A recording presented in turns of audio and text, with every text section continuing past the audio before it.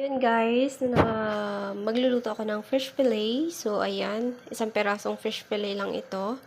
So, ang una ay frinied ko muna siya. Then, after, nilagyan ko siya ng asin and paminta.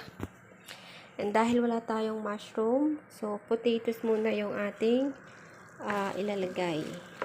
So, ang una ay frinied ko muna yung ating potatoes. Then, nilagyan natin siya ng turmeric, yung mga pamplasa, kagaya ng pang asin, yan.